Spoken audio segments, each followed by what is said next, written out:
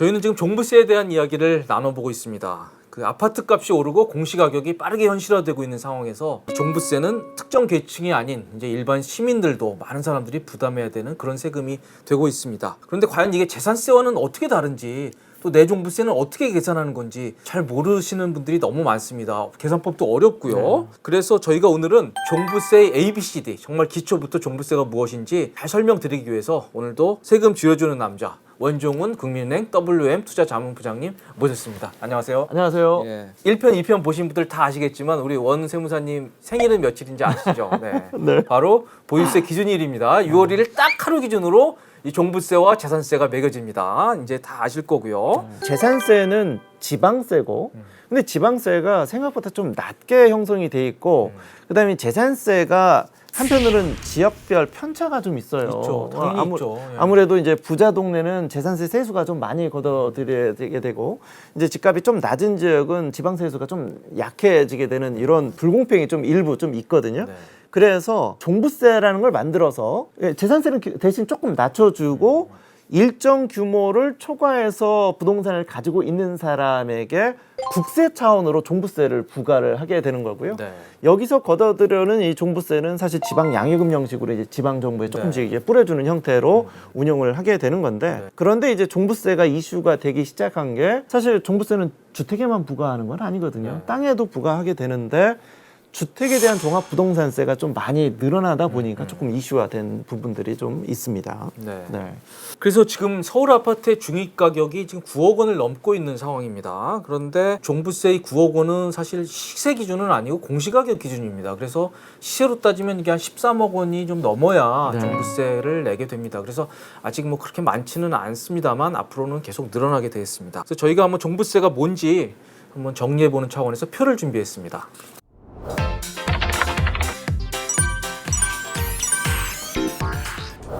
작년 기준으로 종부세를 낸 사람이 52만 명입니다. 이게 주택 보유자가 1,400만 명 정도 되는데요. 여기 한 3.7% 수준. 아직 그렇게 많지는 않습니다. 이렇게 내고 있고요. 집이 6억을 넘으면 종부세를 내나요? 종부세는 과세 기준이 기본적으로 공시가격을 기준으로 합니다. 그래서 원칙은 공시가격 6억을 초과하고 초과하는 부분에 대해서만 종부세를 내는 게 원칙인데, 그렇습니다. 대신 1세대 1주택이면서 단독 명의일 경우에는 플러스 3을 해줍니다. 네. 그래서 기준 금액이 9억 원이 초과하고 초과하는 부분에 대해서만 종부세를 내는 구조로 돼 있는데, 공시가격이라는 것 자체가 사실 시세 반영률이 상당히 낮게 되어 있어요. 수도권 같은 경우는 70%, 지방 같은 경우는 60% 떨어지는 경우도 있고, 단독주택 같은 경우에는 50% 선까지 되는 경우도 있다 보니까 사실 그런 의미에서 보면은 종부세를 내는 사람들이 그렇게 많지는 않은 거죠. 예. 아직 공시가격이 시세에 크게 못 미치기 때문에 이제 그 생각보다 내는 사람이 아직은 많지 않다, 이런 말씀입니다. 네. 자, 4번. 저거는 이제 생략해도 되겠습니다. 네, 너무 많이 얘기했네요. 원세무사님 생일입니다. 네. 자, 그런데요, 아직도 많은 댓글들이 달리는 게 바로 저 5번입니다. 네. 아니, 나 재산세 냈는데 집에 대해서 뭐 종부세를 왜 연말에 또 내라고 하느냐, 이거 위헌이다라는 댓글들이 아직도 많이 붙거든요. 네, 네. 그렇습니까? 아닙니다. 그냥 네. 단정적으로 말씀을 드리면 이중과세가 아닙니다. 네. 그래서 초창기 때 종부세가 나왔을 당시에 이 부분이 이슈가 있었던 건 사실인데, 계산 구조상으로 그렇지 않도록 돼 있어요. 제가 아까 종합부동산세는 6억을 초과하는 부분에 대해서만 종부세를 계산한다라고 말씀을 드렸잖아요. 여기까지만 하면은 6억 초과하는 부분에 대해서는 재산세도 과세되고 종부세도 과세되는 이중과세 논란이 분명히 있죠. 그런데 종합부동산세 계산 구조 중에 6억 초과하는 부분에 재산세 해당하는 부분들을 종부세에서 뺀 나머지 차익만 종부세를 내는 구조로 돼 있다 보니까 사실상 이중과세 논란은 없다라고 보시면 되겠습니다. 네. 그래서 실제로 헌재에서도 이 문제가 위헌 심판 청구가 들어갔는데 헌재에서 합헌 결정을 내렸습니다. 그래서 더 이상 위헌성 논란은 없고요. 6번이 정말 중요합니다. 일단 종부세는 개인별로 과세가 되는데 종부세를 설명을 드리기 전에 재산세를 한번 먼저 찝어드려야 될 것 같아요. 재산세는 물건별로 과세한다라고 합니다. 그러니까 혹시 요걸 보고 계시는 분들 중에, 시청자 중에 주택을 2채를 가지고 있는 분, 한 사람이 주택을 2채를 가지고 있어도 재산세 고지서는 따로따로 받아요. 그렇죠. 그러니까 재산세는 집별로 계산하도록 되어 있고, 돌려서 얘기하면 재산세는 공동명의가 됐건 단독명의가 됐건 세금이 줄질 않습니다. 네. 예를 들어서 주택을 한 채를 부부 공동명의로 가지고 있다. 주택 한 채를 기준으로 재산세를 계산한 다음에 그걸 똑같이 쪼개서 재산세 고세서를 보내도록 되어 있기 때문에 재산세는 공동명의, 단독명의, 주택 수하고 상관없이 사실 세금 부담은 없다라는 건데 네.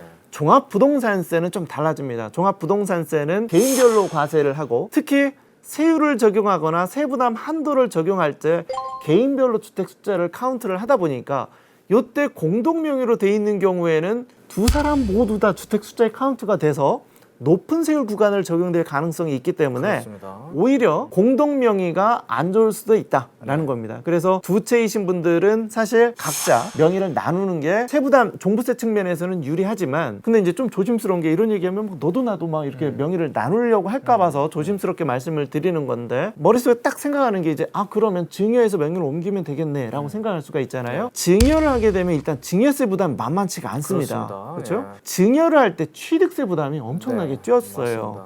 그래서 조정 대상 지역 내에서 공시가격 3억 이상이 되는 주택을 증여로 넘길 경우에 취득세 세율이 일반 증여로 할 때 취득세 세율이 원래 3.5%인데 이게 12%를 적용하게 돼요. 그래서 세금이 적다는 이유로 그런 명의를 나누자라고 할 적에도 조심해야 된다는 거 말씀드립니다. 네. 그런데 이게 이제 지금 이미 산 거는 어쩔 수 없지만 만약에 새로 이제 다주택자가 되려고 하면은 각자 명의로 사는 게 분명히 종부세에는 유리한 건 맞습니다. 어쩔 수 없이 주택을 추가적으로 사야 되는 상황이라면 그런 경우도 있죠. 그렇죠. 네, 네, 예, 네. 그런 경우에는 따로 사는 게 낫다라는 겁니다. 왜냐하면 근무 현평에 따라서 또 어떤 사람들은 또 추가적으로 사야 될 수도 있는데 네.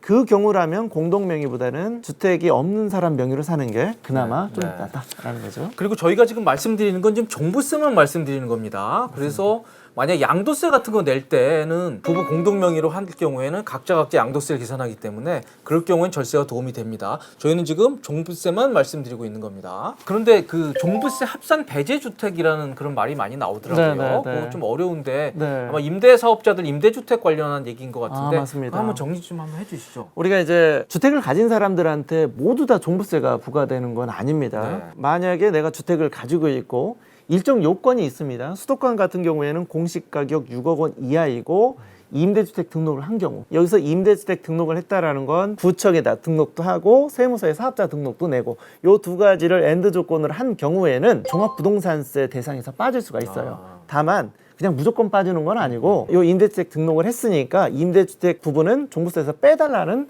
신청을 이제 국세청이 하는 겁니다. 네. 이렇게 되면 한 번 신청하면 그 이후 계속 이제 종부세 대상에서 빠지도록 되어 있습니다. 네. 다만 조금 안타까울 수 있는 부분이긴 합니다만 임대주택에 대해서 사실은 보완 조치가 좀 이루어졌죠. 그렇죠. 그래서 임대주택 자주임 말소를 할 수 있도록 정부가 지금 권유를 하고 네. 있습니다. 공동주택 같은 경우에는 이제 임대주택 등록을 유지해도 세제 혜택이 이제 없도록 되어 있어요.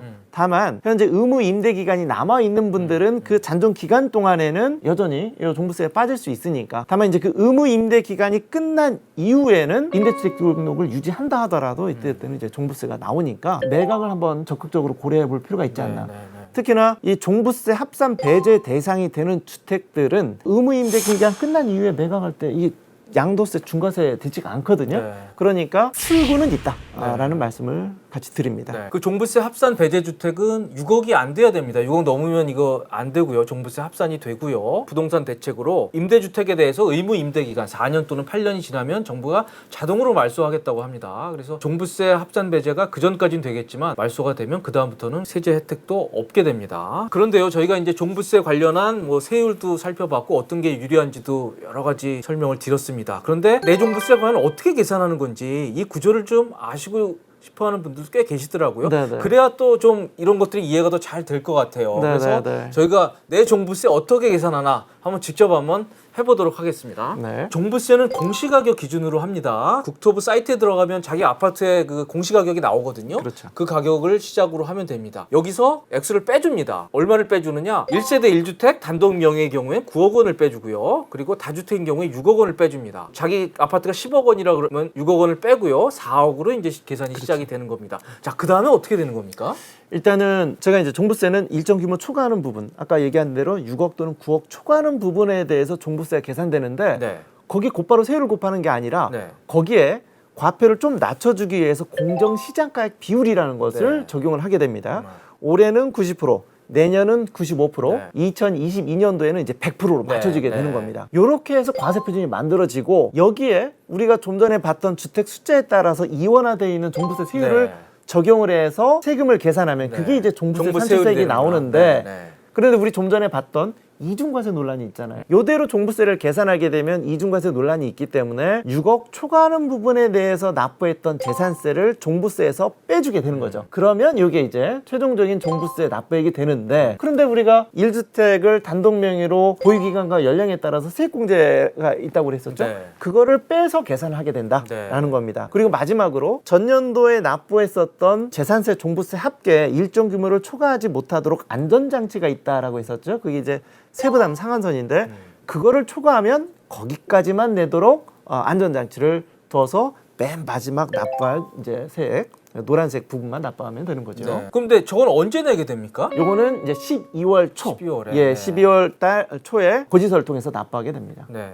재산세는 1년에 2번이잖아요. 그렇습니다. 재산세는 7월 달과 9월 달 반반씩 쪼개서 고지서 보내고요. 종부세는 12월 달에 납부하게 됩니다. 네. 종부세를 어떻게 계산하는지를 저희가 살펴봤고요. 마지막으로 저희가 또 중요한 말씀을 한 가지 드리겠습니다. 이게 종부세가 개인별로 과세를 하게 돼 있습니다. 개인별로. 그리고 종부세 부담이 만만치 않게 되고요. 그래서 최근에 정말 아주 빙산의 일각인데요. 아주 이상한 질문을 하는 그런 상담 사례도 들어오고 있다고 합니다. 그래서 우리 오늘 원세무사님이 그 말씀을 한번 들어볼까 합니다. 도대체 어떤 상담이 들어옵니까? 예, 이건 정말 높아심에서 말씀을 좀 드리는 건데 사실 요새 주택에 대한 그 세금 부담이 상당히 큰 건 사실입니다. 주택을 구입할 때도 취득세가 최대 12% 정도 적용이 되고 가지고 있으면 우리 좀 전에 봤던 것처럼 재산세, 종부세 부담이 크고 매각하자니 또 양도세, 중과세 부분이 엄청나게 부담스럽습니다. 증여하자니 또 증여세, 취득세율과 증여세 부담이 있고 그러다 보니까 합리적이지 못한 판단을 하는 부분들이 있어요. 이혼을 해서 주택수를 줄이려고 하는 사람들이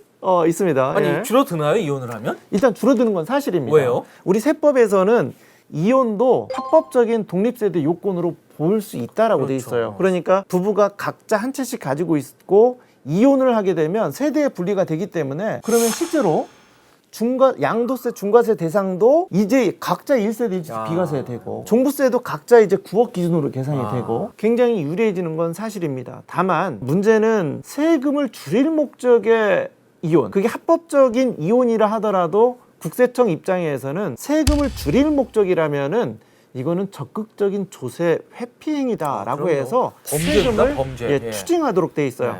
굉장히 조심하셔야 됩니다. 세법은 실질적인 이용과 상관이 없다. 물론 이게 아주 극히 일부 분들이 이런 생각을 하시는 분들이 계신데 이게 아니다라는 부분과 하나가 있고요. 야, 정말 그런 예가 다 있군요. 근데 이거는 정말 인륜에도 반하고요. 조세를 회피할 목적으로 위장 이혼을 한다 그러면 이건 범죄입니다. 요즘에 국세청에서도 이 세무조사 이런 것들이 강화돼 가지고요. 일단 세무조사 영역에 들어오면 통신 내역 같은 것도 본다 그러고요. 위장 이혼 같은 거 하셔도 나중에 문제가 되고 걸릴 가능성 매우 큽니다. 절대로 생각하시면 안 됩니다. 신탁 얘기를 한번 좀 드려야 될 것 같아요. 신탁. 왜 그러냐면 다주택을 가지고 있는 분들 중에 일부 신탁을 통해서 종부세를 피할 수 있는 길이 합법적인 길이 있었어요. 실제로 올해까지 신탁으로 주택을 돌려놓은 경우가 있긴 있었는데 이번 개정세법 안에 아예 확실하게 집어넣었어요. 신탁으로 주택의 명의를 변경했다 하더라도 위탁자 기준으로 종합부동산세를 계산하는 걸로 바뀌었기 때문에 내년부터는 신탁으로 돌려놓은 부분도 종부세가 나올 수 있기 때문에 좀 주의하셔야 될 것 같다라는 생각이 듭니다. 신탁으로도 종부세는 피해갈 수 없습니다.